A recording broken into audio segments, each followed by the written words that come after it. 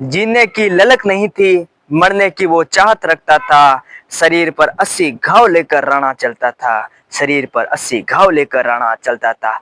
कम उम्र में देखो त्यागा था। कम उम्र में देखो त्यागा था। जीने से ज्यादा वो मरना चाहता था। वो कोई और नहीं महाराणा सांगा था। वो कोई और नहीं महाराणा सांगा था।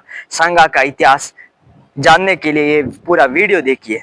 तो आज उस मुद्दे के बारे में बात कर रहे हैं जो देश में गरमाया हुआ है। वो मुद्दा है राज्यसभा संसद में एक सांसद द्वारा राणा सांगा को कहा गया कि उन्होंने ही बाबर को भारत बुलाया था। पर यह बात एक अफवाह है, क्योंकि यह बात बाबरनामा में वाकई लिखी हुई है। पर बाबरनामा से नाम पता चलता है ये किताब बाबर द्वारा लिखी गई है, तो बाबर ये किताब अपने हिसाब से लिखेगा। पर मैं ये बता दूं, जिस शासक की बात कर रहे हैं उसे हराने के लिए बाबर को बुलाया गया था। उस शासक को तो महाराणा सांगा ने 2 बार युद्ध में पटका है। 17 और 18 में खातोली व बाड़ी के युद्ध में राणा सांगा ने इस तरह इब्राहिम लोधी को हराया था कि उसे किसी की जरूरत नहीं, किसी की भी जरूरत नहीं थी कि किसी राजा को बुलाकर हम उसे हरवाएंगे। राणा सांगा वो शासक था जो किसी भी राजा को हरा सकता था। और मैं बात करता हूं खानवा के युद्ध में 1528 में जब बाबर के खिलाफ युद्ध चल रहा था, तो तराइन के द्वितीय युद्ध के बाद वो पहला राजपूत शासक था जिसने पूरे राजपूत सेनाओं को एक साथ इकट्ठा कर दिया था।